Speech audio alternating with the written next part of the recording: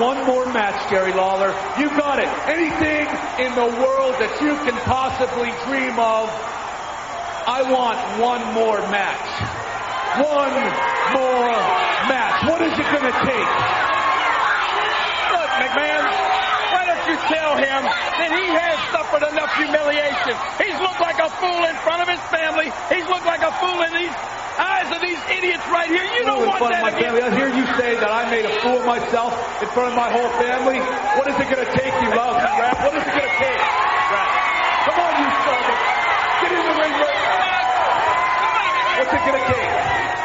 Brett. Come on now, guys. What is it going to take? Come on, McMahon. Get him out of here. You know what you are? I'm trying to be a commentator. You know what you are? You are Lord and... Brett, go. Go.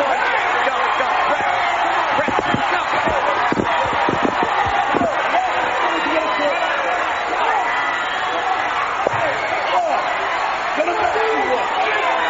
What kind of match you want? What type of match? What kind of match you want, you scum? What kind of match? Huh? Brett, no. Come on, no. Hello, my name is Bob Bamber and welcome to the Wrestling 20 Years Ago podcast. We're going back in the time machine to May of 1995 for Volume 2 of this month's show, looking at the WWF and the In Your House pay-per-view. Volume 1 is WCW and Slamboree, and Volume 3 is a special ECW. Not really special, it's just our ECW monthly show. I'm being joined first by Kieran Mitchell. Hi Bob, how are you? I'm good. And Wayne Lythgoe. Bob, you alright? I'm very well. Kieran, kicks off with the news. The WWF ventured into monthly pay-per-views with the first In Your House show this month, with an event that probably matched, but didn't exceed the $15 price point. Bret Hart wrestled a stellar opener against Takushi before being defeated by Jerry Lawler later in the evening, and Diesel defeated Psycho Sid by disqualification in the main event. So on the show, Razor Ramon defeated Jeff Jarrett and the Roadie. Yokozuna and Hart retained the tag team titles, and Mabel defeated Adam Bomb in a mercifully brief match. The company held a talent meeting this month to better explain to wrestlers the current financial situation within the company, as well as a new, more stringent drug testing policy. The purpose of the meeting, in part, was to help remove some of the barriers between the talent and the office. While the company is seen in a tough shape financially, Vince McMahon largely lent on the future of the pay-per-view business as their calling card. While early estimates for your In Your House pay-per-view suggest the lowest revenues ever for them on a pay-per-view, the price point and quantity of these shows could still mean that they're a long-term success. A quiet month for the WWF otherwise, but some interesting stories here. Firstly, at the conclusion of one of the TV tapings, Diesel squashed Sid in a matter of seconds. While this match will not air, it was taped and was seen almost as insurance in the event that Sid ups and leaves, regardless of whether he has the title or not. Bob Backlund this month announced his intention to run for the presidency of the United States. In a promo on Raw where he reeled off a series of key dates that would be as significant as his announcement, Backlund said that John F. Kennedy was assassinated on December 27, 1983. Of course, this isn't true. The significance of the 1983 date is that was when Hulk Hogan debuted. Diesel injured his elbow during the In Your House main event, landing directly on it while taking a powerbomb from Sid. On Raw, they showed us footage of Diesel in surgery, and while he is scheduled to appear at the King of the Ring, it will be in a tag team match alongside Bam Bam Bigelow. Elsewhere, Razor Ramon won and lost the WWF Intercontinental tags from Jeff Jarrett during the recent Canadian tour, and it's reported that Vince McMahon has been speaking to Dustin Rhodes, but McMahon wants to change his in-ring name and turn him heel. Royal Rumble. Tag team title match. I miscalculated. I lost the match. And then, did I make a mistake? And boy, did I make a big mistake. I shoved Lawrence Taylor. But you know, I realized Lawrence Taylor wasn't there to make fun of me. He was there to have a good time. And that's what the WWF and the new generation is all about. Having a good time. WrestleMania 11, you know, some people say I got beat by a football player. I got beat by one of the greatest football players to ever play the game. And in my opinion, one of the best athletes I've ever met in my life. WrestleMania 11 match. Well, it wasn't such a good night for me. You've embarrassed me. You've embarrassed the corporation. I can't believe it, Bigelow. A football player. But I know LT, he had a great night.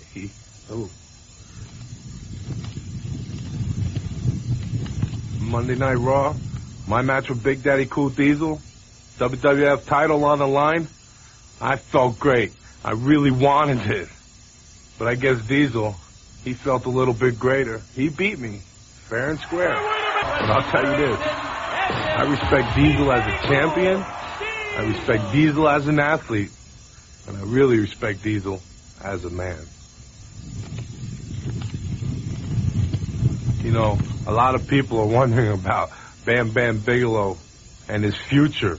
Well, let me tell you, my future in the WWF is going to burn bigger and burn brighter than it's ever burned before. This is the new generation.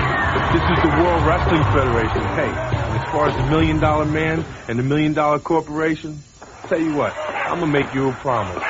With your support, I'm going to deal with each and every member of the $1 Million Corporation.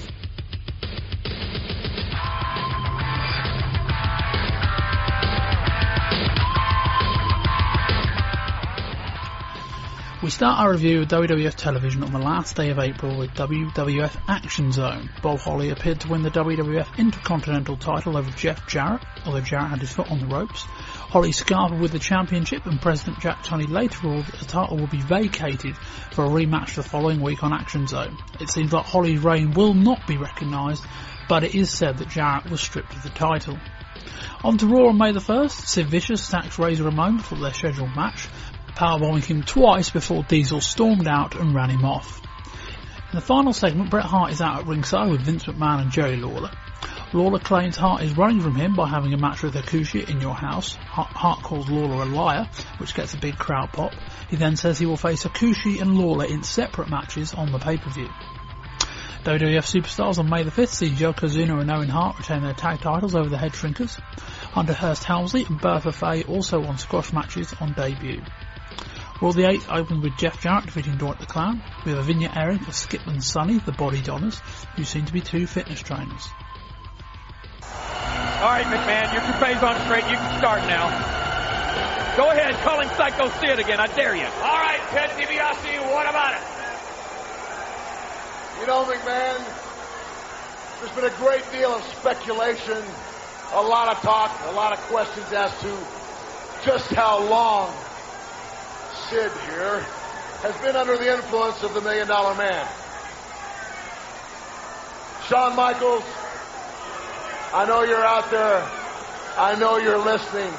I know you're licking your wounds. Yeah. So I want to give you something to think about. Who was it, Shawn Michaels, who first suggested to you that you needed a bodyguard? Yeah. Me. All right, I knew it. I knew it. Who was it, Shawn Michaels, who then suggested to you that that bodyguard be Sid? Come on. Right again. Me. Oh, the $1 Million Man. He's so smart. Because you see, Shawn Michaels, the shortest distance between me and the World Wrestling Federation title was through Big Daddy Cool's little buddy. You. This is and great. Boy, did we go through you. You see, McMahon, I told you, and I told the entire world that Sid would be the crowning jewel of the new reorganized $1 Million Corporation, and indeed he is.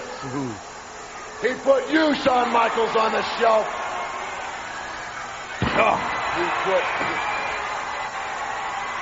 He put Razor the Greaseball Ramon on the shelf. But this Sunday night, it's in your house. And you, Big Daddy Cool Diesel, it's in your house that we're coming. And we're taking over. You see, we're taking over your house. We're taking the World Wrestling Federation title. Because you see, Diesel, Sid can step into the ring and look you right in the eye. And he can stop a Diesel in its tracks. And that's exactly what he's going to do. And I will finally have what I have been after from the very beginning, the World Wrestling Federation title. And it's just too bad. Don't Don't you hear this? Don't you listen to them? Shut up, McMahon. You listen, Diesel.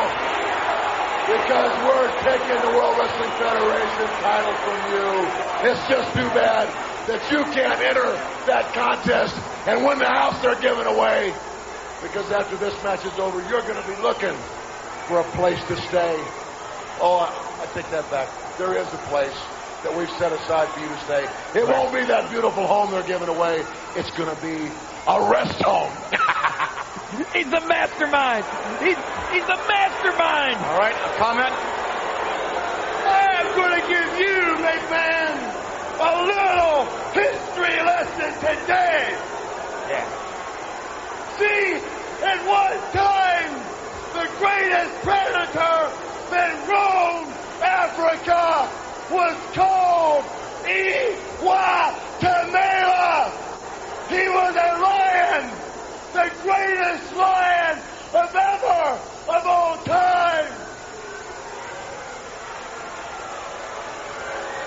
In the World Wrestling Federation, I am the Super Predator. I am the Master.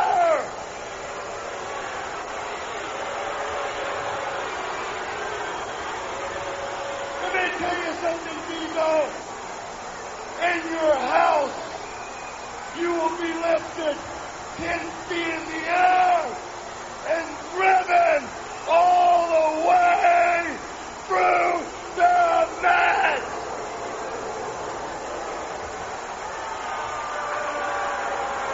When it's over, when the smoke clears,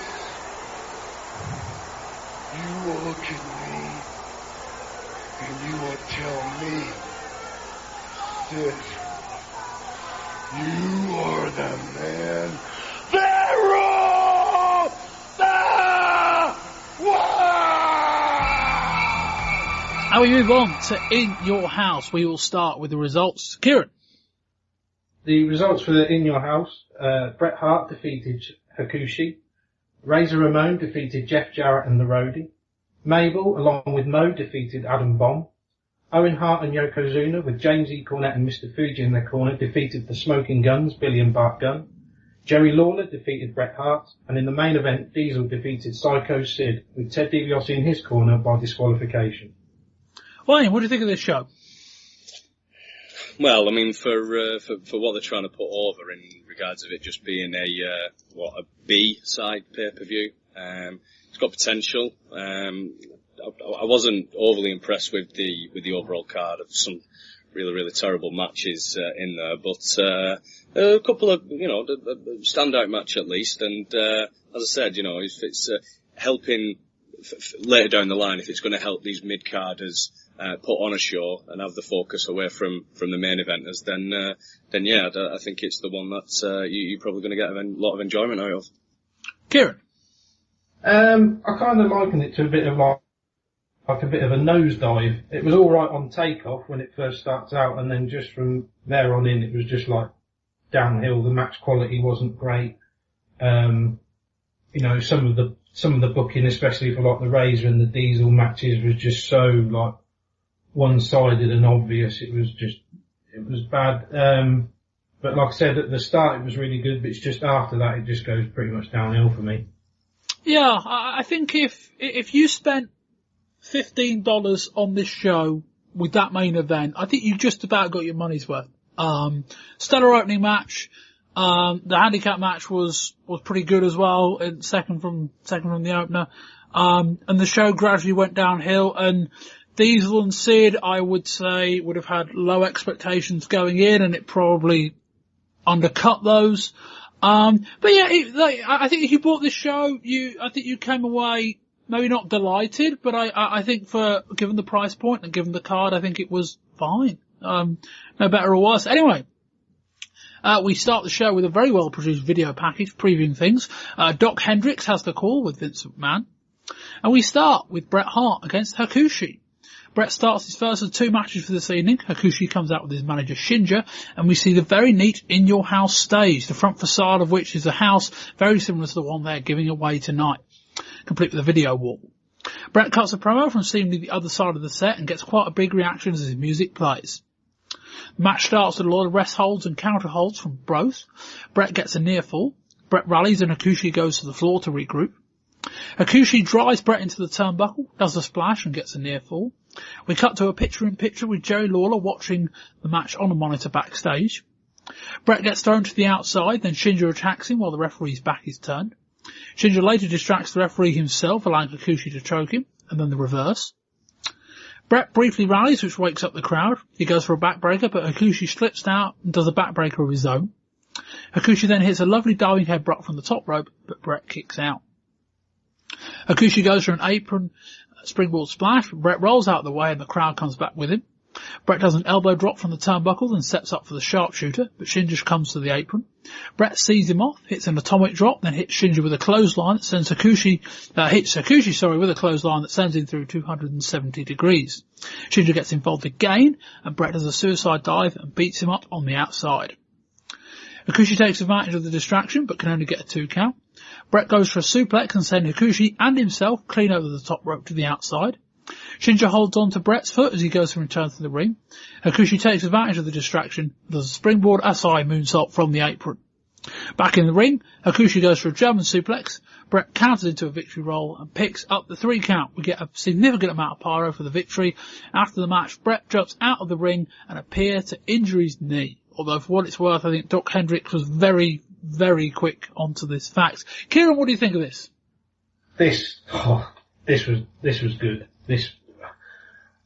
I'm not seeing a lot of Hakushi, and I didn't really expect to see what style. I thought he was going to be a lot slower than he was. I probably should have known better with the experience I've got with watching. But this match had everything. It had a great story to it. It had a great ebb and flow to it. When you had Hakushi working the arm, he's got some really good mat wrestling stuff. He's got the springboard, the back elbow into when the guy's in the corner. Overall, I just really, really thoroughly enjoyed this match. It was just I thought from this point on, if this pay-per-view sort of keeps up with this sort of level of work, I thought this is going to be such great value, this pay-per-view, for people that have bought it. Wayne? Yeah, it got not slow to start off with, but I thought there was quite a few mistakes by both of them. But about 4 or 5 minutes in, I thought you could really tell that they were going to mesh well together. Told a great story all around with Bret being beaten down, trying to come back, and every time he was coming back, either Hakushi was beating him down more, or Shinja was getting involved. But I thought this match really made Hakushi shine out. Altogether, talking about Hakushi, I think he's got a fantastic look. He stands out from the crowd with the way that he looks, his wrestling style. He definitely lives up to his name of the modern day kamikaze, because some of them moves near the end were just mental. But the one criticism that I've got in it all is, apart from obviously the few mistakes at the start, was I thought it was a cheap, easy win for Bret. I thought he could win better than that, but with a quick roll up, I just thought it didn't do him any favours really. Yeah, I know what you mean. It's a fair point, although I don't think it's a massively significant one. The match. I'm probably being too picky with it, in all fairness, because it was a good match, but I just thought for what Bret's done over the course of a number of years, to come off on a cheap, easy win after being beaten down, he's better than that. Yeah, perhaps. I mean, maybe it's a sign that they've got bigger plans for Hakushi and they didn't want to beat him out of sight, which I guess is fair enough. This match was very, very good. Whether Hakushi should be a heel, I don't quite know, although we're going to discuss later in the show whether the company's already got far too many baby faces. And the Japanese heel angle is something that certainly has been done to death already, and it's not a difficult thing to do. The match itself was technically excellent. The inclusion of Shinja, it probably didn't help the fact we had what was effectively a handicap match here and then a genuine handicap match next up. But the inclusion of Shinja really helped, because every time Bret looked like he was going to get on top, Shinja kind of, unleveled the playing field and allowed Hakushi to get back into it. A couple of moments in this match, Hakushi reminded me briefly of Sabu, which I think was more of an interesting note rather than anything else, certainly with the SII moonsault from the apron. But yeah, very good match, technically excellent, easily the best thing on the show. Well, the second match wasn't too bad, I shouldn't say that. But yeah, a very good opening match that I think did a lot for both guys, particularly Bret Hart. I mean, we'll discuss this later, but Bret's not had a particularly significant 1995 so far. Certainly once you take out the Royal Rumble. So I think it was important to him just almost kind of get one on the board almost, which he certainly did. And yeah, a very good match. And we cut to Stephanie Wine, who's on the stage. She shows us footage of a truck delivering the house competition entries to the set. She says somewhat plausibly that there have been 340,000 entries for this competition. I guess they are giving away a house, so it could be true. Anyway, we move on. It's Jeff Jarrett and the Roadie versus Razor Ramon. The 1-2-3 Kid joins us on the phone during Jarrett's entrance. He was originally scheduled to be in this match before he injured his neck. Razor does a promo backstage and says that while this is the first advertised handicap match, it's been 2-on-1 against Jarrett and the Roadie the entire time. Razor starts in the ring with Jarrett and deals with him pretty quickly. Jarrett regroups with the Roadie. Jarrett manages to use the numbers game to take the advantage. He hits Razor with an enziguri, then does his strut. He then takes the Roadie for his first in-ring action for the WWF. Roadie does a trio of quick elbows and then does a jig of his own. Razor rallies, but Jarrett jumps in the ring for a brief but significant 2-on-1 advantage. Razor hits a reverse atomic drop, then sets for Razor's edge near the ropes, but Jarrett backflips him over the top. With the referee distracted, Roadie jumps to the top and hits a clothesline to the outside. With Razor back in the ring, Jarrett hits a crossbody block from the top. Razor rolls through but can't get a 3 count. Jarrett hits a neck breaker. Razor hits a back suplex to even the odds and both hit the deck. Jarrett tags Roadie and the Roadie drops a knee from the top for a near fall. Roadie locks in a sleeper. Razor rallies and drives Roadie's head into the mat. Jarrett gets back in but Razor rallies again. Razor gets Roadie on the second rope and hits a back suplex. He takes his eyes off Jarrett, who takes control and goes for a figure 4. Razor kicks Jarrett into Roadie, hits a tie Razor's edge and gets the pin for a big crowd reaction. Razor sets up for a Razor's edge of his own, but Jarrett takes out and is keen that the heels regain their heat. Jarrett locks in a figure 4. Without the 1-2-3 Kid, out comes Aldo Montoya. He runs in but gets immediately tossed out. Then someone runs out and lays into the heels, running him off.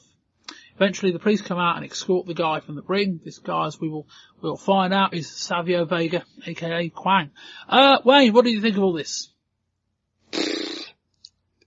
For what it was, handicap, yeah, it did a job really, but already I was going into the match knowing Razor's already strong, he's probably the top mid-carder, in the WWF. He's going in there against Double J and Roadie.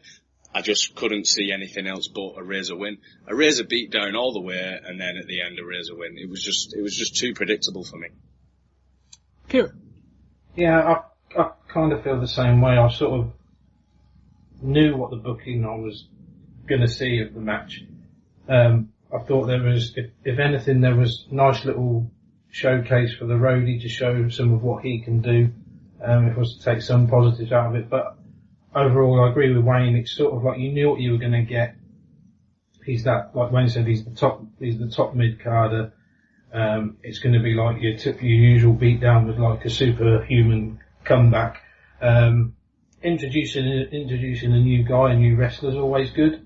That gets eyes on Savio Vega, and with the way the match finished, hopefully they'll go on to do like a tag match and we might get something better later on. Yeah, I thought given what this was, while it was probably predictable, I thought the action was fine. It was a good match from a technical standpoint. All three of them are good enough in that regard. I mean, I guess it's the logical kind of thing to do in that Razor as the babyface gets the pin, and then basically it sets up, ultimately Razor facing Jarrett for the title. So I guess that makes sense. It was fine. To be honest, this could have been the second match on what would have ended up being a far better show had what followed have been better. Wayne, what do you think of the post-match angle? Well, as much as I was going into it with the match being predictable, Aldo Montoya wasn't predictable. I was not expecting that for 1 second. I mean, I don't quite get the relationship between him and Razor. I never really had them down as, they're baby faces. I think that's the logic. Right, okay. But, it did nothing for him because he got the beatdown of his lifetime, and then it was obviously more to build up Savio Vega, which it did. He come in, he was looking strong, got escorted off. It's, as Kieran mentioned before, he's got eyes on him now, which is probably what they was looking to do. Yeah, far more interested in Savio Vega than I was ever in Quang, for what that's worth. But yeah, it was fine. It was an effective way. It made sense given that, the heels had to lose but needed a quick way of regaining their heat, which they got. They ran off the lower card babyface, and then we got the guy who presumably was in the 1, 2, 3 kid spot, probably got injured. But yeah, it sets them up going forward. It was an intriguing match. Anyway, we cut backstage, and Jerry Lawler is now pleading his case with Jack Tunney that his match with Brett should be next. Brett is obviously still at this point selling his knee injury, well, in theory. We move on to Mabel versus Adam Bomb in a King of the Ring qualifier. Adam Bomb gets a nice mushroom cloud pyro, which is probably the best thing about this match. Mo gets in Adam Bomb's face, Bomb punches him, and Mabel gets some offense in before the bell. Adam Bomb shoulder tackles Mabel to the outside, then does the crossbody on the outside, then hits a slingshot shoulder tackle to Mabel back in the ring. Mabel regains the advantage with a falling back kick. Bomb goes for a crossbody, but Mabel catches him and plants him on the mat. Mabel wins. Kieran. Cool. Bennett. It was a match, Bob. It only lasted about 90 seconds. I think that's... It's still a match, Bob. There was a bell at the beginning and a bell at the end. There you go. It was Squash City. It was just a squash match. There was nothing really to it. Mabel looked terribly, I know he's like nearly 7 foot and like half a ton or whatever he is, but even then, everything's so slow. There was one particular bit where you sort of knew what you were going to get, where I think Adam Bomb come off the ropes and he hit him from behind, and it sort of took Mabel like maybe a week to react to the move, and then he dived out of the ring, and it was just bad. It was just a squash match. Fine. I went to the toilet and missed it. No, it was terrible. I wouldn't even say that it even put Mabel over as considering that there was meant to be squashing Adam Bomb. Just to carry on what Kieran said there was one part that made me laugh where he's just so slow and predictable. Mabel was Adam Bomb was in the corner, and I think he was meant to do a spinning kick on him, and all he did was just fall and legs up in the air, Adam Bomb. That was the move. I called it a falling back kick. I didn't want to call it a spinning back kick because I thought they actually said spinning heel kick. I'm sure they did that. That's a very generous classification for that move. I didn't hate this match. It was very quick. It was about as good as Mabel versus Adam Bomb is ever going to be, which is saying very little. But yeah, it was like it was brief and it wasn't awful. It was pretty close, but it wasn't awful. And Mabel advances to the quarterfinals of the King of the Ring. Anyway, sorry, Bob, just to go back, I want to make a point on Adam Bomb. I feel sorry for Adam Bomb because he's, turned into a face a while ago, and he's actually, garnered some, a lot of sensitivity from the crowd. They're behind him. I think he's a, I wouldn't say he's a fan favourite, but he's definitely over with the crowd. I'd like to think that they'd do more with him, but this just goes to show to me that they're not at all. Yeah, I mean, Adam Bomb is a guy who, I think for a guy of his size, has got a very good body shape, very athletic. From what I've seen of him, and admittedly that's largely only in squash matches, I think he's quite a good worker.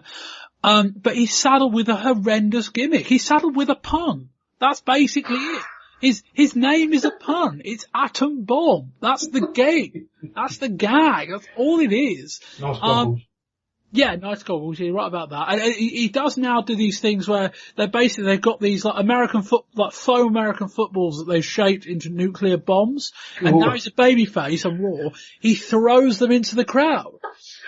So he wants to kill everyone with his gimmick. Brilliant. Essentially, yes. He throws mini foam atom bombs into the crowd, and fans are meant to go nuts and catch them. But yeah, I mean, it's not great, but it's his gimmick, and I get the sense that Vince McMahon came up with that idea and thought it was hilarious. And I get the sense that there is no chance that Adam Bomb will drop that gimmick while he's in the company unless something dramatic happens. But yeah, like, I think losing to Mabel in a King of the Ring qualifier is a pretty good sign that your career isn't going very far. Yeah. Anyway, we move on. Razor reintroduces us to Savio Vega. Not really much was said. It was a standard promo, what you'd expect. And we get the Smoking Guns versus Yokozuna and Owen Hart. Jerry Lawler comes out, presenting his case for his match being next. We cut backstage to see Bret Hart icing his knee. Yokozuna locks up against Billy Gunn. Gunn hits a couple of drop kicks for tagging in Bart. Bart then press slams Owen and hits a drop kick. Yokozuna then hits a clothesline on Billy before hitting him with multiple rights and locking in a nerve hold. On the outside, Yokozuna takes a run at Billy, but Billy ducks and Yokozuna hits the ring post. Owen goes for a dropkick in the corner, but Billy ducks and the Guns gain control. The Guns hits a lovely double team move, with Bart setting up for a back suplex on Owen, but Billy then runs around and hits a neck breaker. Bart ends up on the outside, Yokozuna drops the leg, Yokozuna throws back in the ring, and Owen picks up the pin and the second show in a row, where Yokozuna does the damage, and Owen, in I think quite a cool way, then just picking up the pin without doing anything. Kieran, what do you think of this? I always love watching Owen Hart, just the way he carries himself, the way he effortlessly gets heat on himself.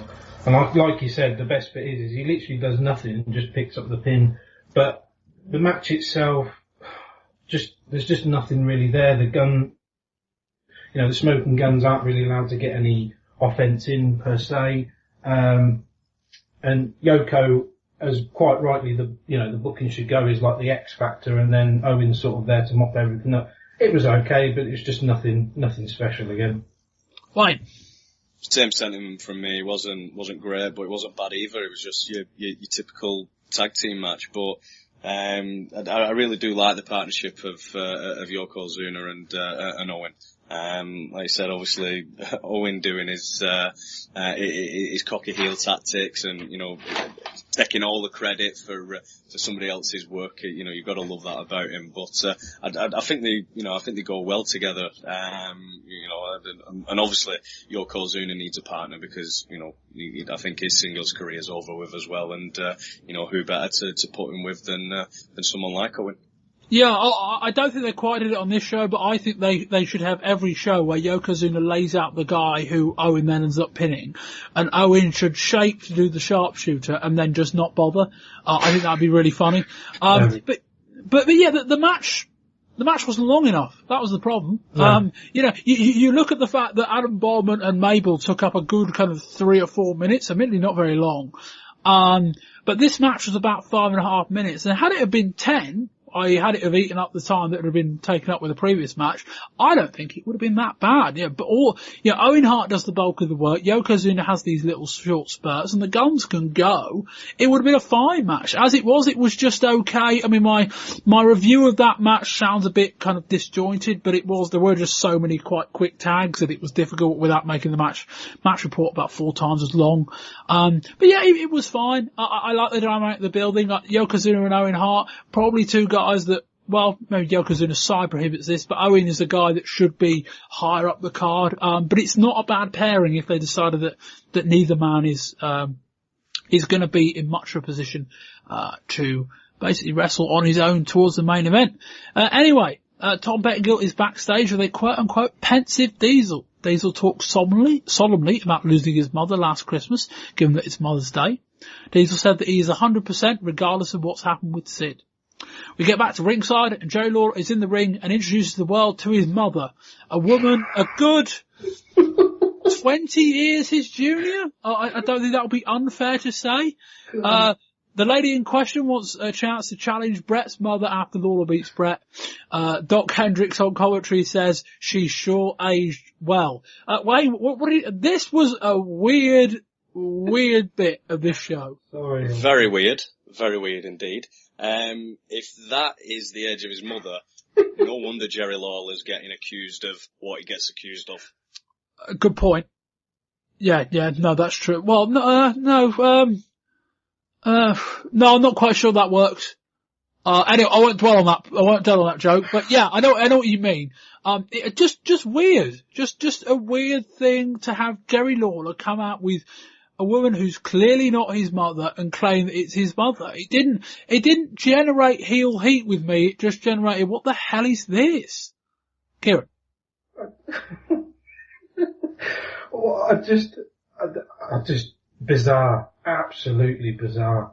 I mean, I was like, is there something that we're missing? Is there like, I was saying to someone who was watching it with me, I said, is there something I've missed here? Did I leave for a second? Did I like pass out or black out or something? Because I just don't understand that at all. It's one of the most weird things I've ever seen in my life. With like no follow through or explanation as to why he's saying that's his mother. It's just, here's me mum, and she's like, could may as well be me daughter. Bizarre. Yeah. All it made me realise is how much I miss him on commentary, and that's all I thought throughout the night with the backstage segments with him, is how much I missed him on commentary. I mean, I'm not a massive fan of Doc Hendricks in all honesty, but Lawler just, made me realise, he belongs there. Yeah, I mean, Doc Hendricks is a budget Bobby Heenan. I think Dave Meltzer said it best when, Hendricks said nothing of note, either positively or negatively, really, I did read one line there, I suppose. But yeah, like he was fine. He didn't stand out in a bad way. He didn't stand out in an Art Donovan way, but equally, he didn't have I've heard him on Superstars enough.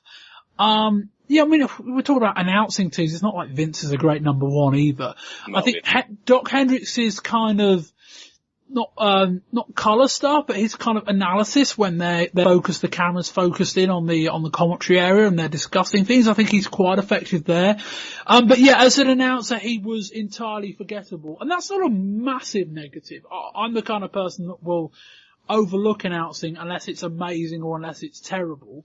But I get the sense that if you asked 1,000 people to know what they thought of this show, I don't get the sense more than maybe 30 of them would have made mention of his name. Which is, by the by. And Bret Hart is in Gorilla with Todd Pettengill. After all of that, Bret says his leg is 100%. The leg injury was a fake. Bret walks out and mimics limping. Lawler all of a sudden has lost a lot of his bravado. Bret lays into him as the match begins. Hart hits a back body drop. He then bounces Lawler off the ropes, but Lawler hits a pile driver. Bret rallies and hits a pile driver of his own. Lawler hits a body slam, then goes for the top rope, but Bret punches him on the way down. Bret attacks Lawler, but Shinger appears on the apron. Bret bounces off the ropes, but the referee falls to the ropes and gets his foot trapped. Bret hits a Russian leg sweep, drops a fist from the turnbuckle, but no ref out there. Out comes Hakushi and hits 2 diving headbutts. The ref comes back into the ring. Lawler pins Hart for the win. Post Bret manages a clean house as Lawler retreats with his mother. Wayne, what do you think? Well, he got his revenge for SummerSlam 93. Yeah, I was thinking that. This is a very, very slow burn of all this. Yeah. I'm just saying that, in fact. I mean, how long has this feud been going? It hasn't really been going that long. It's a reprisal of a feud that never properly ended. There's a good 18-month hole in the middle from Survivor. It was SummerSlam where these two had their match where Bret locks in the sharpshooter for all that time. Survivor Series, Bret ends up going up against Shawn Michaels because, in the 4-War, because Lawler can't appear because of legal stuff. And yeah, by the time Lawler came back, Bret had moved on, he was chasing the championship, and so this feud kind of disappeared. But we never really got an ending to it, and by the looks of things, the ending's going to be next month, and you'll hear kind of in the TV report why. But yes, no, go on, Wayne, carry on. Yeah, sorry. They didn't really get started all that much. It's just Laura playing the heel tactics well, running away and everything like that, and before you know it, Hakushi's involved, which is making me think that we're going to get a Brett Hakushi food off the back of it, which I'm not going to really complain about. I've not really got any thoughts on the match in general. It's just served the purpose of bringing Hakushi in and making Lawler look cheap whilst getting the win at the end. Yeah, I mean, the Brett Hakushi thing is, it's difficult to say. I couldn't really tell you which one Brett was feuding with more, in the sense that Lawler's been saying Brett's been being racist about Japanese people, and Hakushi has been the brunt of that, apparently. And so it's kind of like Lawler, and they're both feuding with them, I guess, to a point. Kieran, what do you think? It was really a nothing match. I did make one note. I can't remember if it was that significant though, but Brett just completely no-sells Jerry Lawler's pile driver, which I thought was in the context of the match, I suppose if it was sort of like a bit of a sort of a messy match with sort of run-ins and all this sort of thing, maybe it fits in with that, but he completely no-sells the pile driver, just pops straight back up. And then the only other thing is obviously I'm praying and hoping that it's Bret Hart Hakushi that's going to take us forward and away from this Lawler stuff. Well, as we'll find out, I think in the short term you might have to pray very, very hard, because I think we're getting Bret and Lawler next month. But yeah, the match was fine. It was short. It would have been a lot to expect Bret to have done that opener and then come back out and had another long match here. And clearly that wasn't the goal. The goal was to do enough of a match where it wasn't a complete write-off, but get Lawler heat for winning the match, which he got. And yeah, it will kind of play into what we discussed coming out of all this. But we move on, and Sid cuts the promo backstage, and he says the time has run out on Diesel's title reign. Anyway, before the main event, we get Todd Pettengill and Stephanie Wyan, because we've got a house to give away. Pettengill grabs 2 rakes from the garage on the set, to mix up the entries, which they kind of put into this massive vat on the stage. Pettengill dials the line but can't get through the first time. The man on the other end of the line eventually thinks it's a joke, but they do end up giving away a house to an 11-year-old of all things. Wayne, what do you think of this? I don't know who's more annoying, Todd or Stephanie. That's a good question. That's a better question, yeah. I would say Stephanie, on the basis that I think you end up liking Pettengill. I think you end up feeling that Stephanie Wyan is just really annoying. And count your lucky stars you don't watch Superstars every week, because Stephanie Wyan gets very over-enthusiastic about, like, really mundane house show main events. Yeah. But yeah, it was fine. Kieran? Yeah, Todd had better hair. There you go. That's true. That's a good point. But yeah, there has to be a steward's inquiry though, because as soon as they pulled out the winner, Doc Hendricks knew him. No, he didn't. No, that was a joke. That was a Bobby Heenan type joke. Well, if I was an entrant in that, I would be writing in. The winner was 11 years old. I mean, I don't get the sense Doc Hendricks knew who he was. But no, that was a Doc Hendricks joke because the house has a golf course on the back of it. I don't know whether it's part of the land or not. I would doubt it. But there is a golf course adjacent to, the edge of the lot. And so yeah, Doc Hendricks' gag was, I'm gonna go and play golf with him tomorrow because he's my mate. Obviously because Hendricks wants to get in with the guy who won the house. The fact that the kid's 11 years old probably doesn't work with the joke. But yeah, it was a very, very strange thing to do. I don't know. I mean, maybe the house giveaway got them a load of press I missed. But given that $150,000, which is what the house was worth, if they're selling pay-per-views at $15 a pop, that's 10,000 pay-per-view buyers that cost them, I think. Yeah. So yeah, basically they spent 10,000 buys on this, and I guess maybe you could say, well, if they earned them back, then it might be worth it. But yeah, a bit like with the Adam Bomb thing, it does feel like they've spent a lot of money giving away a house just because the show's called In Your House. Whether it works or not, I don't know. The early pay-per-view estimates on this aren't great. But anyway, we move on to the main event. It's Diesel against Sid for the WWF Championship. To square off, and Diesel shoves Sid to the ground before hitting a running elbow in the corner. Sid regroups with DiBiase on the outside, but Diesel continues the onslaught. Sid gets control on the outside and drives Diesel's back into the ring post before doing a running kick to Diesel's head while on his knees. Diesel rallies back in the ring, but Sid nails him with a clothesline, then poses on the second rope. Sid then locks in the camel clutch. After breaking it and reapplying it, Diesel eventually rallies out and the crowd goes with him. Sid then hits a chokeslam.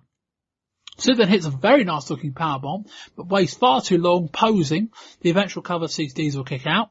Probably a beat or two too quickly, even so. Sid then charges Diesel in the corner. Diesel drops him on the turnbuckle, then hits a big boot and an equally as impressive powerbomb. He goes for the quick cover, but out comes the tanker for the disqualification. Bam Bam runs out the end and runs off the heels to the crowd's appreciation. Kieran?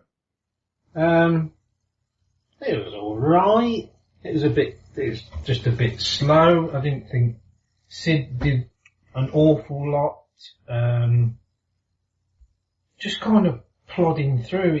But then again, I was going into it, I'm looking forward to it, expecting to see, explosive action because it's two big guys going together.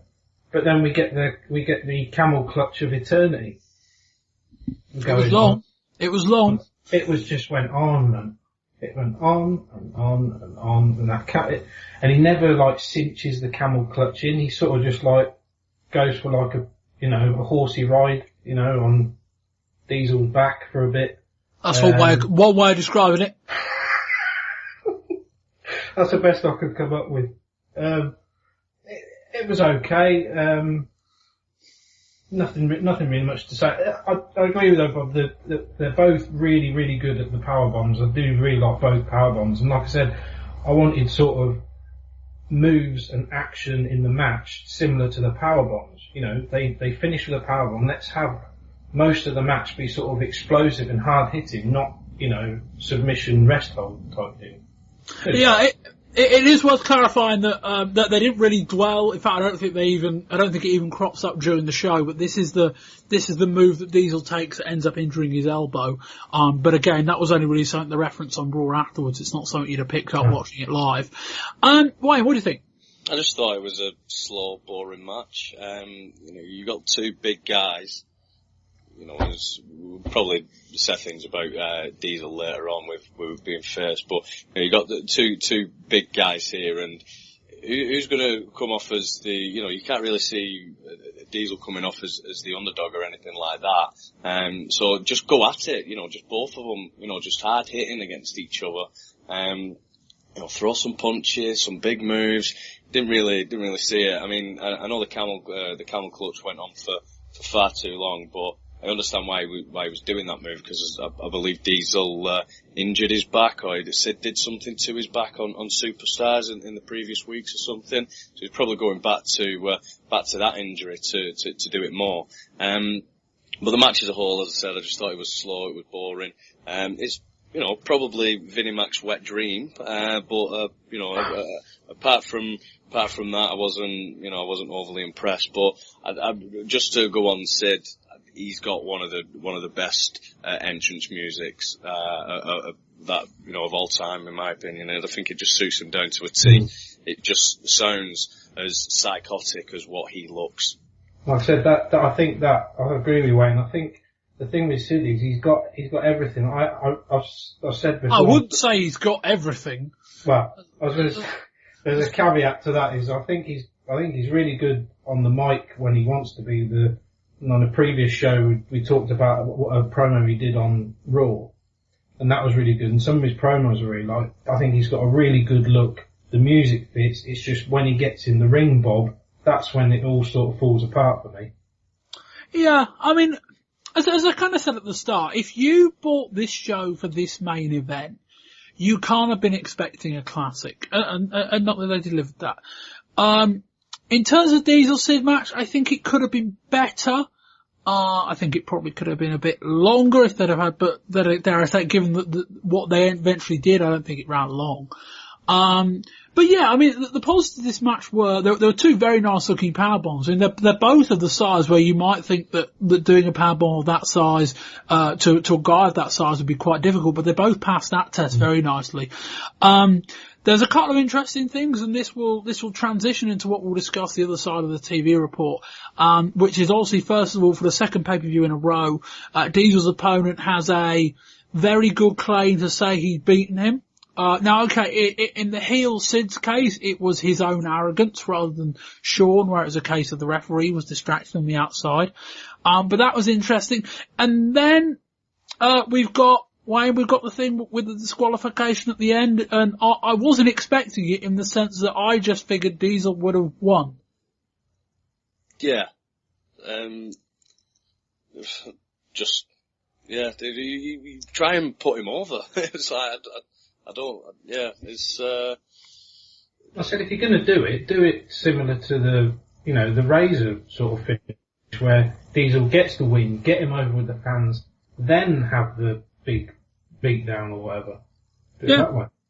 Yeah, I mean, we'll discuss, as I say, we'll have a big discussion on Diesel later on about how he's been booked and all that, and this will certainly play into it. But that'll end the review of In Your House. Kieran, your overall brief thoughts and a score rating out of 10. Like I said, it started off absolutely fantastic, Bob. There's the Hakushi Bret Hart match. There's the absolute highlight, of the entire thing. There's little bits here and there, some of the other matches that was okay, but overall it was a really, really average show, and I'll give it a 4 out of 10. Wayne? Yes, it's same sentiment really. Started off really well, showed great potential, but, it just went downhill after that. But, I really do think that the pay-per-view as a whole has got potential. You've got an opportunity there to showcase some mid-carders and, some underutilized talent. Although this one probably didn't sell that great or sell itself that well, I think, the concept of this pay-per-view has got some legs. Score rating? Probably go for a 4 myself. Okay, Kieran, kind of the question that Wayne opened up there, I'll give my own thoughts in a second. The In Your House format as a whole, how did you, was this a success in that sense? Yeah, it's definitely got some potential, because like Wayne said, what you can do is you can bring guys that you can't sort of put on front and center on, say, a WrestleMania or a Royal Rumble of it, but you can give them you can get more eyes on them and give them more prominent spots than they would, say, on like a TV taping on like a Raw. So in that respect, it has got a lot of potential, but it's all down to how they structure the show, i.e. don't spend 10 minutes, 15 minutes giving away a bloody house every time. Well, that's true. Give Adam Bomb and Mabel, give them 5 to 7 minutes, and have Mo interfere. Ooh, be careful what you wish for. Give the tag team match longer. Go That. Yeah, alright. Yeah, give the tag team match longer, but don't make me watch that stupid woman and slick-haired Pettingill giving away a house every time. But seriously though, it has got real potential. Yeah, I mean, it's worth firstly just putting this into context in the sense that, after this show went off the air, they had about a good kind of half an hour's worth of matches on the end of this that included, I think, The Undertaker. I think Bulldog might have been involved as well. So yeah, I mean, there were a lot of guys that didn't appear on this show. Bulldog, Luger, Undertaker, Shawn Michaels, although he was kind of written off storyline wise. Bam Bam Bigelow appeared at the end but didn't wrestle. So yeah, you're right in the sense that I think Wayne makes a very good point in that had Hakushi been around last year on a 5-show system, I don't know whether Hakushi would have been given the opportunity to go out there for 15 minutes and have a really good match. So that opens the doors. As for this show, I think if you paid $15 for the show, I don't think you can really have any complaints. Maybe with the false finish in the main event, or the DQ finish in the main event, that was a bit of a downer, but you got a really good match. I thought you got a good handicap match with Razor and Jarrett and the Roadie. I thought that the stuff with Lawler was alright, a bit weird with Lawler's mother, but that was a nice storyline. I thought Brett kind of coming out, like having pulled the ruse on Lawler, I thought that was a really clever bit of storytelling, like Brett kind of laughing as he limps down the aisle and Lawler's face just like, all the kind of life just drained from Lawler's face when he realised he had been duped. And I gave this show a 6 out of 10. For weeks now, you've been talking about some big announcement. What is it? You know, it's going to have a deleterious effect on a lot of you people out there. My announcement is going to hurt your feelings. Some of you people are going to be very jovial by what I say. But in the Hartford Civic Center on April 2nd of 1995, I saw a scintillation. It was a minute ray at that time, and throughout the match with your hitman, it grew and it was ionized over the whole roof of the Hartford Civic Center. You got that, ladies and gentlemen? All right, Mr. Backlund, for the benefit of the rest of us who are on this planet, hey, if you don't mind, what is it? Why did you come here? What is the big announcement? You know, there's a lot of things that have happened in my life that have been wonderful. They've been great. And there's a lot of things that happen in the whole world that have mesmerized all of you people. Like in 1776, D.C., when the Olympics started. Like in 323 D.C., when Alexander the Great died. Or like in July 4th of 1776, when the United States declared their independence. Or like in 1912, when the Titanic sank. Mr. Backlund, please. Or like on December 22nd of 1983, when John F. Kennedy was shot in Dallas, Texas. All right, Mr. Backlund, again. Or like in July of 1969, when Armstrong set foot on the moon. You know how serious that is. Those are historical moments indeed, Mr. Backlund. I would suspect that you're about to give us another one, aren't you? Or like when Mr. Backlund won the WWF title on February 20th of 1978. And then he came back from adversity, which you know nothing about, on November 23rd, 1994. He raised again. And tonight, I want to, pardon me. Get a hold of yourself. Pop Backlund having apparently a little choked up over this announcement. Must be really big. Mr. Backlund, your shirt tail is showing. I'm under complete control, ladies and gentlemen. I'm very cognizant of everything that's going on. And you know, pardon me again. Mr. Backlund can't get it out, apparently. This is obviously an emotional moment for Bob Backlund. Mr. Backlund, please, we're running out of time. Please. Ladies and gentlemen, let me tell you, I'm contemplating running for the presidency of the United States of America. Wow!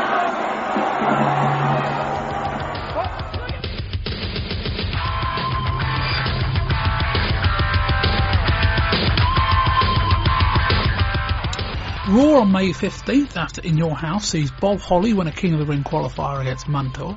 Bob Backlund announces that he's contemplating running for the US presidency before a marching band and pyro went off. In the main event, Bam Bam Bigelow announces Diesel will be in his corner against IRS. Diesel gets a big pop and Bam Bam wins the match. On the WWF Superstars on May 20th, Razor Ramon defeated Jacob Blue to qualify for the King of the Ring. On Raw on May 22nd, Bret Hart confronts Jerry Lawler on commentary. He said Lawler embarrassed him in your house and that he's been trying to work out how he lost to him. Bret said he wanted one more match. Bret then swears at Lawler before getting right in his face and calling him scum. He's eventually led away by WWF officials. A Bob Backlund video airs previewing his presidential run. Backlund says he wants every American to have a job so that they can afford a dictionary. 11-year-old Matt Pomposelli gets shown around the house he won at In Your House, including a surprise appearance from the Bushwhackers. In the main event of the show, Shawn Michaels makes his return as a babyface and defeats King Kong Bundy in a King of the Ring qualifying match. During the match, we cut backstage and see Diesel and Bamber watching on the screen.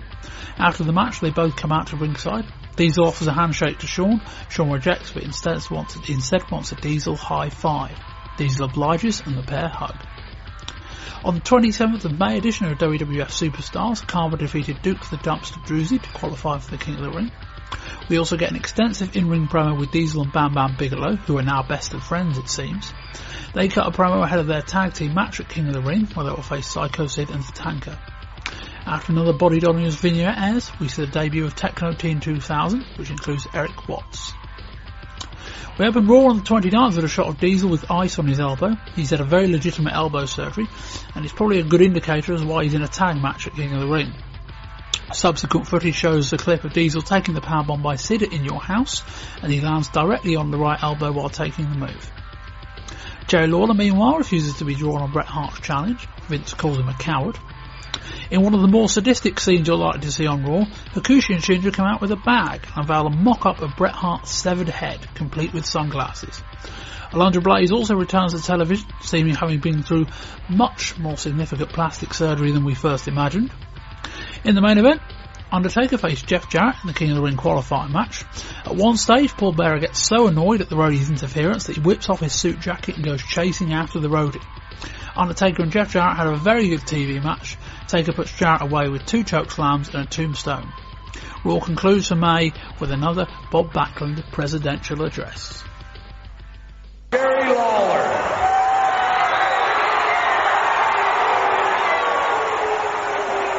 You know, I've been walking around all day, and I still can't get over.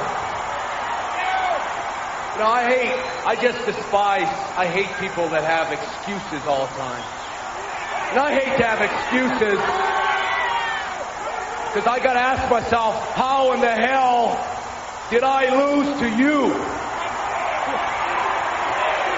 What do you mean? You worthless little scum. Hey. How did I lose to you? I have to ask myself today whether or not I'm a failure on account of you. It was bad enough that I lost my championship belt. I've gone through enough stuff that I don't need a little parasite maggot like you, Jerry Lawler, coming out here and saying that you're better than me. McMahon, get rid of him right now. Get him out of here. You will never, ever be better than me. And the fact that you cheat so well. You know, Jerry Lawler, I hate excuses. And I have to ask myself how it is that I can look at my mother, who I asked with my whole damn family to watch me, kick your lousy stinking butt. And you know what? I let everybody down, didn't I?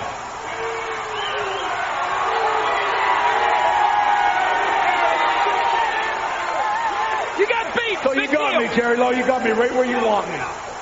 You've humiliated me. You've trashed me. You've embarrassed me like I've never, ever in my whole life been embarrassed. And I just want to ask you one thing. One simple thing. What is it going to take for me to get your lousy, stinking butt back in that ring one more time so I can destroy you once and for all? What about it? What about what? Oh, you've been crowing out for 2. What about it? What about it? What about it? Give him a rematch. What's it going to take? Anything you want. Any kind of match. Any kind of terms. I want one more match, Jerry Lawler. You got it. Anything in the world that you can possibly dream of, I want one more match. One more match. What is it going to take? Look, McMahon, why don't you tell him that he has suffered enough humiliation? He's looked like a fool in front of his family. He's looked like a fool in these eyes of these idiots right here. You don't want that again. I hear you say that I made a fool of myself in front of my whole family. What is it going to take, you lousy rat? What is it going to take? Come on, you son of a... Get in the ring right now. What's it going to take? Come on now, guys. What is it going to take? Come on, McMahon. Get him out of here. You know what you are? I'm trying to be a commentator. You know what you are? You are lower than... Brett, go. Go, go. Brett, go.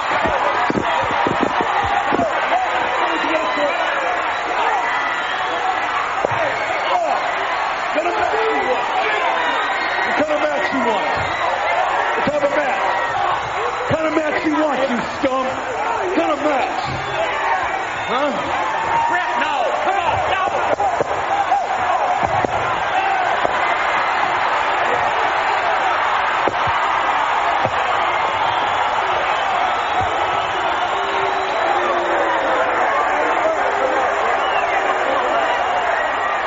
All right, we come back from the TV review. Just some discussion points and a few other things. We will start with the Bret Hart stuff that followed on TV to fill in briefly. Essentially, Bret Hart came out and I think it was it would have been covered in the TV review. But essentially Bret Hart came out and cut a promo on Jerry Lawler and basically said, I'm embarrassed that you beat me. What is it going to take for you to get in the ring with me again? Lawler just stands his ground, so Bret gets more and more violent. He swears at him. I don't know exactly what he said, but that's kind of an indication of where things are going. And even at the end of I think the final show of the month, we kind of go off the air with Lawler. I don't say Lawler will accept the challenge. This is wrestling after all, but Lawler's still not entirely being drawn as we finish the month. And there's also this, well, I said quite extraordinary. I would call it an extraordinary moment, although it wasn't kind of, having read back through the Torch and the Observer, who like both kind of either glossed over it or didn't really pay much attention to it. Perhaps I am overstating it a bit. But this amazing moment on Raw, I think on the 29th, where Hakushi comes out for a match with Shinja. It's just a squash match and he's carrying a bag. And they pull open this like drawstring style bag and Hakushi pulls out this severed model of Bret Hart's head. And it was quite convincing. I mean, obviously he had the shades on, so it covered up the fact that he didn't look exactly like Bret. But the hair was very similar. It had a Bret Hart style shades. And Kieran, we have a shot that apparently is fine of Hakushi with a decapitated Bret Hart head. I mean, talk about coming out of left field. It just doesn't go in line with anything that you'll have seen before, or anything within the storyline that would lead you to believe that all of a sudden Hakushi's going to pull out a severed bloody head. It generally shocked me seeing that. It doesn't take a lot to leave me like sort of wanting for words, especially where wrestling is concerned, because you think you've seen most things. But I was sort of amazed, bewildered, and I thought it was really great all at the same time. I don't know about great. Kieran, did you see the segment with Lawler and Hart? I did. I loved seeing that side of Bret. Like I said, when we get into like the sort of like maybe like a roster discussion, it's something I'll bring up again. But one problem I've sort of always had with Bret is his promos. Now his promos, as you well know, we all know, they're sort of like very sort of straight-laced or formulaic. I actually really enjoyed him getting in his face, and on the other side of that, Lawler really sold it quite well. He was sort of brushing away, telling McMahon to sort of get him out of my face, you know, sort of being really sort of just flippant about it. And then the more and more that Bret got more and more aggressive, and like you said, swore at one point, then sort of Lawler sold it as more out of fear as well, that he was actually scared of Bret, and then to add to that, people are pulling Bret off him, and I really like that segment. Yeah, I thought it was very effective as well. Very strong segment.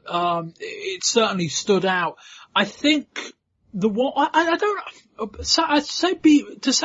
be careful would be the wrong way of expressing it. Because they've told this story well enough in that there is a very significant justification for Bret being as angry as he is at Lawler. But what they've got to be careful of, and I think we said this on the SummerSlam 93 show as well, where Brett had that sharpshooter locked in for so long, is that they've got to keep reminding us of why Brett's so angry at Lawler. Because I'm watching it and I'm having to kind of correct myself and say, well, Brett's coming across as like a real villain here. But given what Lawler has said to him in the past, it makes sense because, you know, he's ran about his mum and his dad and all that. But I think they've got, if they're going to go this far, and great, it's a really nice way of fleshing out Brett's character in this story. I think they've got to be mindful of, we've got to keep reminding this audience exactly why Brett is so angry at Lawler, just so Brett doesn't come across as a heel. But a very effective segment. Kieran, Wayne, where were you at with the severed head thing? Yeah, so I was completely shocked by it. I mean, it's just nothing that you've seen before, and I don't know how they've got away with it, in all honesty, because in the in the family environment, which it is, you know, there's, you know, you've got people like Adam Bomb, for example, who were throwing format and bombs into the crowd. You know, people like Doink the Clown and or previous Doink the Clown and everything like that. So it is a family orientated wrestling show, and then to have someone pull a decapitated head out of a bag is quite frightening. And I wouldn't be surprised if it put a lot of parents off making or letting the kids watch this show. You know what I thought about it? As much as I was taken aback by it, and as much as I would, you know, perhaps might say, well, you know what, fair play if it was a really strong shot, I don't think it was a really strong shot. I don't think it was an amazingly strong visual, in that it was so wacky and out of place. It was too jarring, I think, to really have any effect. Wayne, was that something you saw? No, I mean, as I said, it didn't come across like that from me. I was just more in awe and in shock than anything else that they'd pull something like that. I don't know. I think overall they've done a very good job with Brett. You know, obviously, and we're gonna steer into some discussion in a minute about Diesel and all that, and they've got to keep Brett hot whilst him not having him in the main event. I think they've done an effective job with that. Anyway, we'll move on to our final discussion point of the month. Well, it's kind of two things really. We're going to be doing our kind of state of the WWF roster address, but I want to really start with Diesel as our number one guy and probably have a disproportionately long chat about Diesel that will probably envelop the other guys we're going to discuss as well.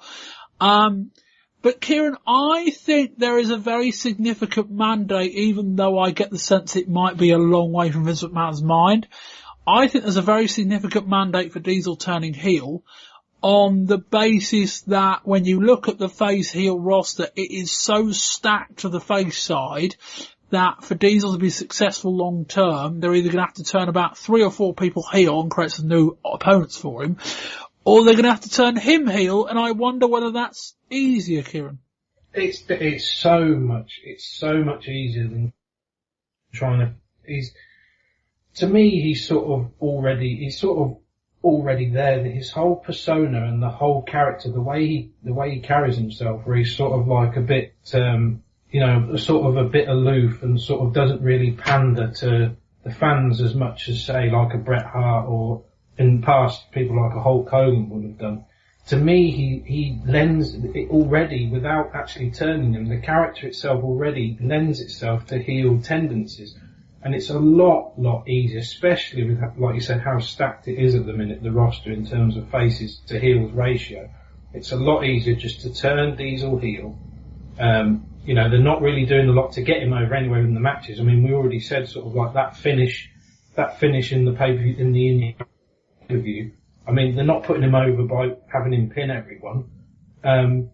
So it would be just a lot easier if they just turn Diesel heel and then go have that as your jumping off point, if you like, and then sort of take all these other guys that are at the top of the roster and then sort of, start booking it from that jumping off point of Diesel turning heel. Why? Yeah, set your mind, I think it was Royal Rumble 94 when you had Diesel, who was just an absolute monster, just throwing everybody out, killing everybody, and that's what he is. He's a big monster, and that suits a heel role more than anything else. But going back, that Royal Rumble was probably the turning of him, really, because that probably got him over. After that, he was starting to get more and more over with the crowd, and then he got turned face, and Vince McMahon probably thought, this guy's going to be the next big thing. I'll put the strap on him. But he's probably not. He's obviously not thought of the bigger plans with it. Who's going to go up against him? Who's he going to be facing? And it's just not worked out. Whereas you put him back to the heel role, and you can still keep him champion.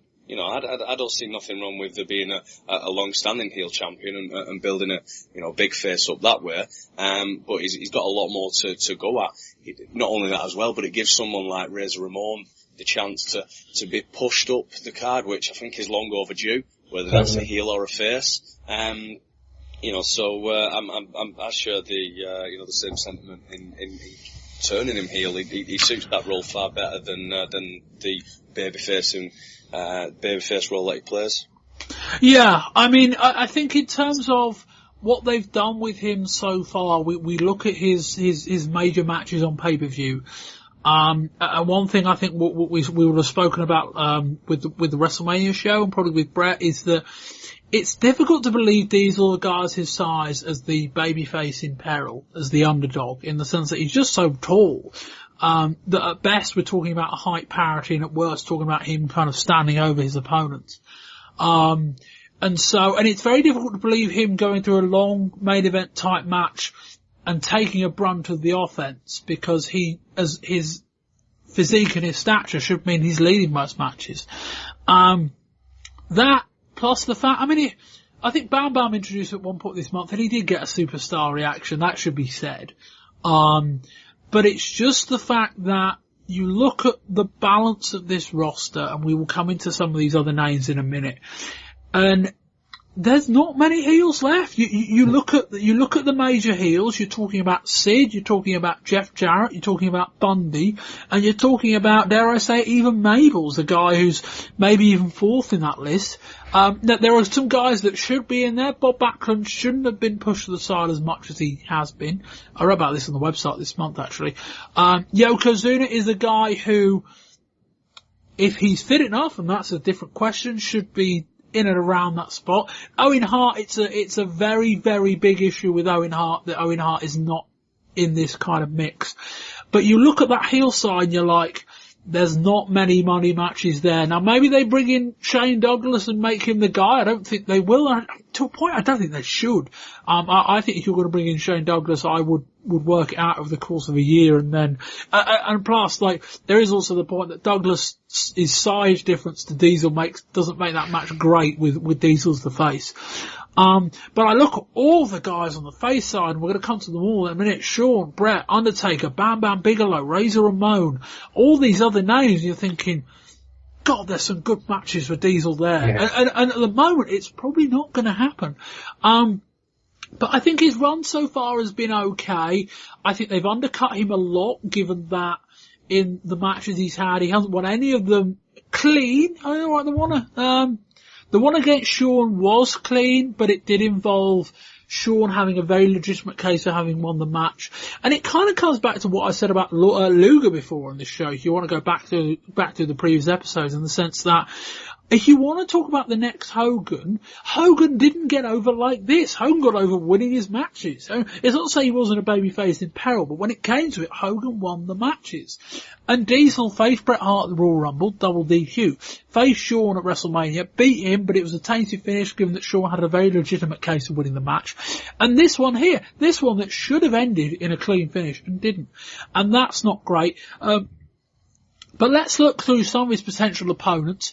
Kieran, I think the other point to say about why if you agree that you have to move somebody across to the heel side, I think one of the things that stands out in favour of moving Diesel across is that in Shawn Michaels and Bam Bam Bigelow, we've got two guys that have just turned. We'll start with Shawn, Kieran. As a babyface, I think it was inevitable that he was, as a heel, I think given where he was and given where the crowd was with him, it was inevitable he got babyface. But there is the worry that if Diesel stays where he is, Shawn is going to be a guy that can't ascend to the main event level, and you feel like he's thereabouts.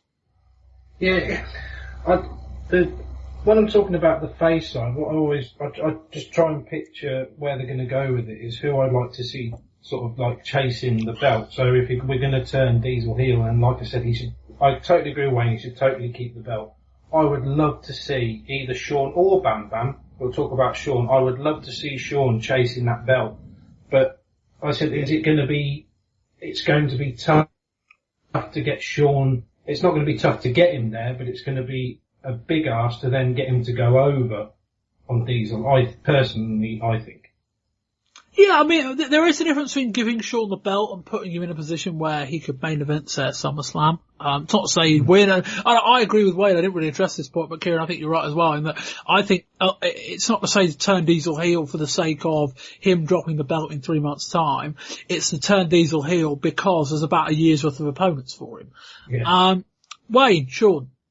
Yeah, no, it's I'm quite excited to see his run as a face. Actually, like you said, it was inevitable. It was going to happen. As you can't be over with the crowd whilst being a heel. So that had to happen. And again, agreeing with Kieran, I think he'd be perfect in that role just to chase the title. Is he ready for it? You could probably argue for and against, but. I'd probably say that, for this particular time at the moment, if you're keeping Diesel as champion, I think he'd be the perfect foil to go after that belt. And you know what? I think Shawn as a babyface and Diesel as a heel would have a far better match than Diesel as a babyface and Shawn as a heel that's turning like they did last month. I mean, the mechanics of the match would make so much more sense if Diesel was just beating the crap out of him and Shawn was the smaller guy rallying. I think that would make a lot of sense. Go on, Kieran. Let's move on to Bam Bam. I know you mentioned him as well. Another guy who's just turned babyface. This for me is probably the big disappointment in the sense that I think given what Bam Bam did at WrestleMania, and I know he didn't draw tremendously well, and that's something that perhaps had counted against him, although I think that probably lies more on Lawrence Taylor than it does on Bam Bam. But I think his performances over the last 4 or 5 months warrant a main event push. But as a babyface, that's not going to happen while Diesel's there. I think you just alluded to basically what my big point was. Do you think, Bob, that they've just pulled the trigger too soon? Do you think that's what? Because that's actually my thinking, is that they saw how WrestleMania went, and with no foresight or anything, they thought, what are we going to do with Bam Bam now, boys? What are we going to do? And somebody just went, well, let's try him as a face. Not really thinking it through, because he is so much better as a heel. Go on. Go on. No, it's alright. It's just, to me personally, because I'm a huge Bam Bam fan, like I am a Vader fan, and they just work so much better as a heel. Again, with the size thing, when you get a Bam Bam against a smaller guy, it's like the mechanics again come into it. He just lends himself, and his look, and the way he cuts promos just lends himself to that heel thing. And I just wonder, Bob, do you or Wayne think that they just pulled the trigger too soon on him? Yeah, I mean, it wasn't a horrendously jarring face turn in that, given that Bam Bam was flanked by the rest of the $1 Million stable, it wasn't a massive thing. It wasn't a massively difficult thing to just push Bam Bam in that direction and let the storyline write itself to the point where Bam Bam comes across the babyface. But yeah, Kieran, I completely agree. I think that they should have just wrote the storyline slightly differently. And of course Bam Bam's going to lose against Lawrence Taylor, but there was a way of doing it where Bam Bam could have retained his heat and could have been potentially could have been the lead heel coming out of WrestleMania, and that would have been the big kind of play. Wayne on Bam Bam?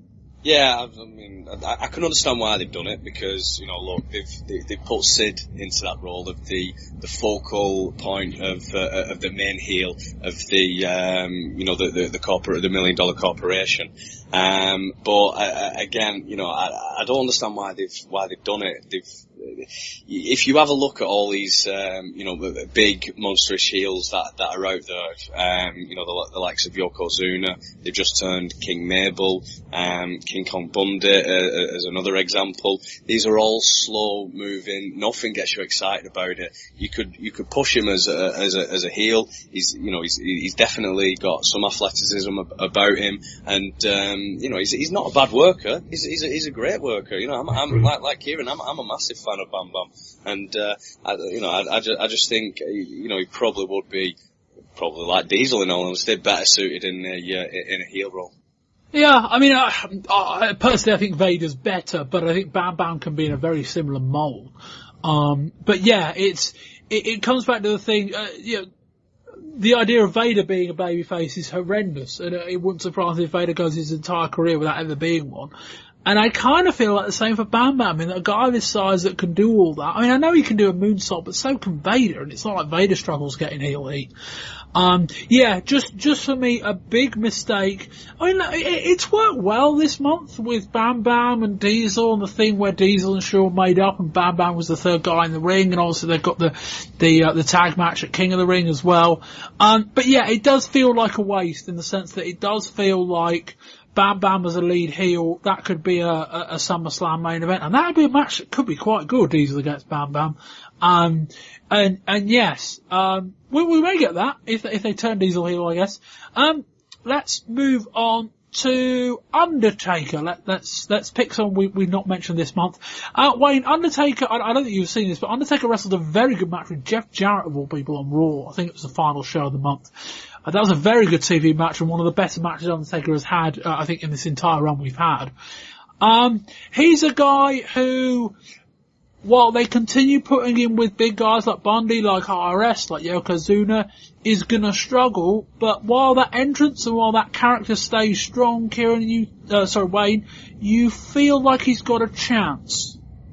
Well, if that's all they're doing for him, then has he really got a chance? I think he's floundering at the minute. He's, as much as he's being put against these, all these guys, your Bundys, your Undertakers, other big guys like that, and he's picking up the wins. But he's not really doing anything per se. He's not getting pushed massively. He's just getting put in these big matches against big people and picking up wins. I think they could do a little bit more with him, maybe tweaking his character a little bit.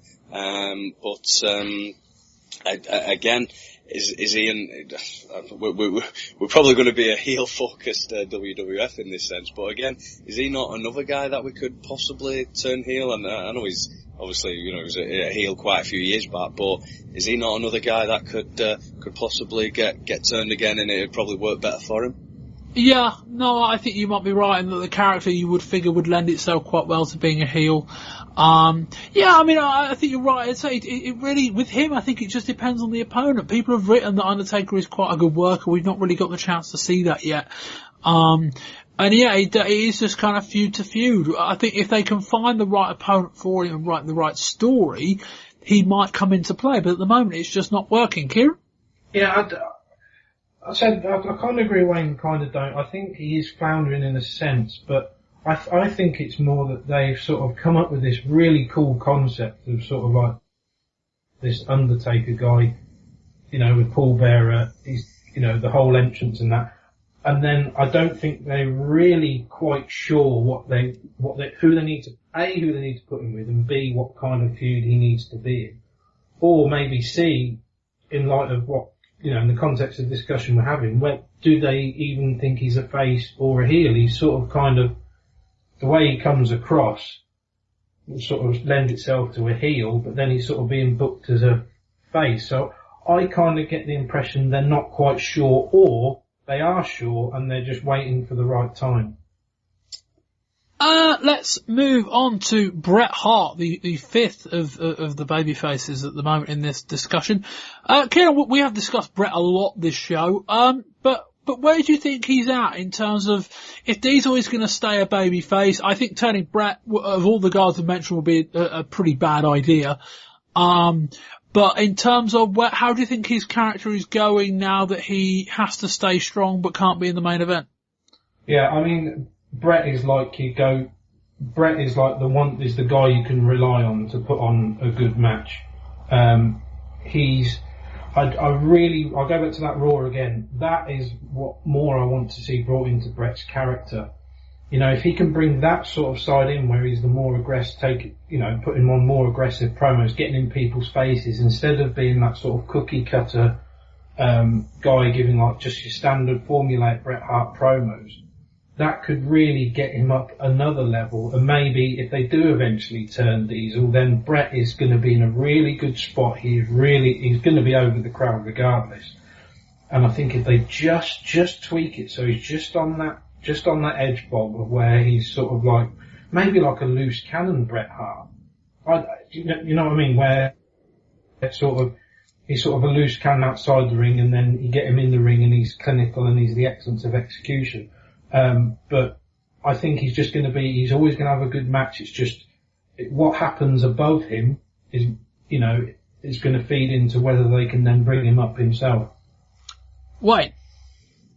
Yeah, I'd probably share your thoughts that if they did turn him heel, I think that would be a disaster and a really, really bad move. So we'll forget about that one. But whilst Diesel is in this face role as the main star with the title, I'd probably go as far as saying, I'd like Bret to do what he's doing, and that's putting these other or making these other guys look like stars. You had your the match with Akushi. Is Akushi main event level? Probably not. But is he upper echelon of mid card? Yeah. And I think whilst Diesel is the title with the focus in the main event, I think Bret would be perfect in that role of working those kind of matches and having the matches that everybody wants to see. Yeah, no, I think you're both right in the sense that they've got the opportunity to do a few things with Bret. I wouldn't turn him heel, but I think in terms of let's try and make Bret a guy who can draw without the title, in terms of let's almost cover for Diesel in the sense that, Diesel is a work in progress as a main eventer. Let's use the guy we know who is at that level and put him in a spot where he can be effective even without the championship. And also, if we're going to have these, shows every month, it's going to be useful having Bret on these cards just to lift them up a level or two, given that they're going to be giving him an opportunity to wrestle. The final name on this list is the only heel, Wayne. It's Psycho Sid. Go ahead. I'd be interested where this discussion goes. Well, obviously, as I said before, he's got the mannerisms to obviously take him, really far as a character, especially in the role that he's playing as, by the looks of it, he is the top heel in that company. He's got the look for it. It's just his in-ring ability just doesn't play up for it.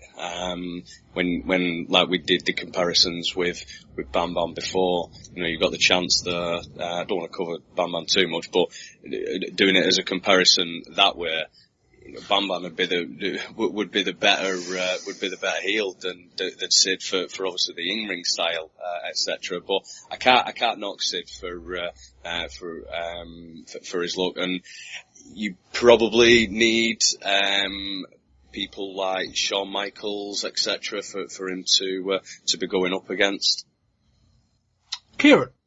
Yeah, I think the Psycho Sid, for me, it speaks to, it's all about who he's going to be put with, because like I said, he's got everything up to a certain point. He's got the entrance, the music, the look. I think to the most part, he's really good on promos. Just like Wayne said, it's when he gets in that ring, Bob, that's when it all sort of just falls away for me. So again, it's about who they put him with. If he's going to remain, well, I said they can't take any more heels away. So to me, he's going to remain heel for the foreseeable future. It's all about who they put him with. Now, what I'd like to see is they do the Diesel turn, they turn him heel. You would have Diesel and Psycho, and then you would bring up Bret. You would have Bret and Psycho, or Bret and Diesel, and Shawn Diesel, or Shawn and Psycho. and have it go that way, because I think it's all about who Psycho's going to be put with, who's he going to work with, and who's going to be able to make him look good. I agree with you, Kieran. Yeah, in the sense that I think the Sid character is effective, but I think as we saw with Diesel, it can get really bad if he's not with the right kind of opponent. Let's do a couple of kind of vote things at the end then. Wayne, if it was you, would you turn Diesel within the next, say, 3 months? Yes, I'd do it within a day. Kieran? Yeah, I'll do it tomorrow. Definitely. That's interesting. I think I would slow burn it a bit more. But yeah, I would turn him with a view of maybe not having him heel for the SummerSlam main event, but maybe that's where you do the big angle, that turns him heel. I don't know quite how that works. Maybe you put him in the ring with Shawn, and maybe Diesel just attacks him so violently that it puts a lot of sympathy on Shawn. That'll be what I would line up, and then I think you would open up so many opportunities, even though it would be a lot to turn him back heel.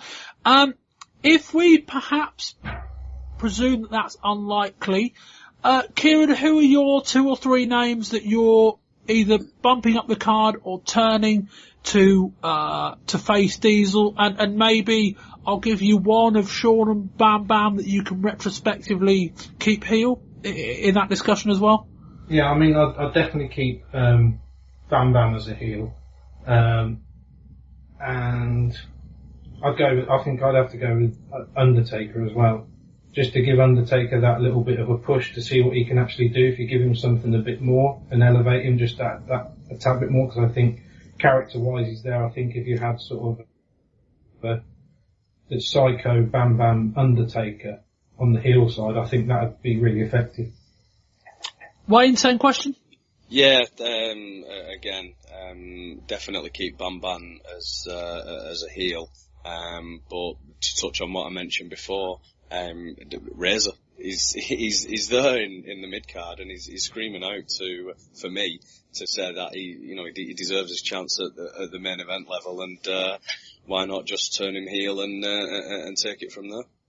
Yeah, I'll go 3 for 3 on Bam Bam. I wouldn't have turned him face. I think he would have been much more effective as a heel. I will agree with Razor Ramon. He's a guy I'd turn, and I'd shunt him up the order, in the sense that even if Razor's not in the main event, him against Shawn is a match I'd like to see again. We may not get a ladder match, admittedly, although I think they'll do that at some point. I think him against Brett would be a very interesting match. Him against Undertaker could be something fun as well. One would be kind of bringing Owen Hart back into this main event scene. I don't think that he has fully shown us yet what he can do. I remember saying at the end of last year, the thing with Owen Hart is he's had a really good feud with his brother, but can he translate that into a feud with someone else? I would give him the opportunity to do that. And the other name I'd throw out there would be Shane Douglas. Not necessarily as a guy who I would bring in and think, let's stick him straight on top, but a guy, let's bring him in and maybe put him with Bret Hart, and see what he can do. I think Douglas and Hart could be a riot of a feud if they let them go. In that Douglas is good enough that he could foil off Brett and have a very good match, and he's certainly a good enough talker that I think he could talk people into the building. So yeah, my quartet will be Bam Bam, Razor, Owen, and Shane Douglas, and that will end this month's show. I'd like to thank Kieran Mitchell. Thanks, Bob. Thanks for having me again. Kieran, you're on Twitter? I am at Jotun Thrash 666. I know I need to change it. I know. Yes. Do you want to spell that out for us, and then when people go searching for it, they can find out the account's moves because you change it? It's JOTUNTHRASH 666. And Wayne Lythgoe. It's the ever so boring. Well, in fact, you're not even introducing me on Twitter there. So first of all, thank you very much. Yes, I just said and Wayne Lythgoe, and you went, it's the ever so boring. I mean, I tee you up. It's your opportunity to nail your post thing out of the park, and you just said, yeah, I'm ever so boring. Yeah. But yeah, do you want to start that again, Wayne? I don't mind. And Wayne Lythgoe. I'm going to leave this all in, by the way, so, but yeah, so. You're putting him over, Bob. I'm trying. Wayne Lythgoe. Thank you very much, Bob. You are on Twitter? I am. The ever so boring Wayne L84. Very good indeed. That wraps up this month's Volume 2. Volume 3 is ECW, Volume 1 is WCW. That's probably going to be the way we do it going forward, given that WWF and WCW have basically got pay-per-views every month between now and 2001. You can find me on Twitter at Bamber. You can find the project on Twitter at Wrestling20YRS. We are on our website, Wrestling20YRS.com, on Facebook.com/Wrestling20YRS. We're on iTunes. There's a rating and a review, RSS feed. You can find links to our email newsletter on the website. They're basically in all of the articles and on the footer of the page. And I think that will do that. So until next time, I've been Bob Bamber. This has been Volume 2 of the May 1995 edition of the Wrestling 20 Years Ago podcast. And until next time, goodbye.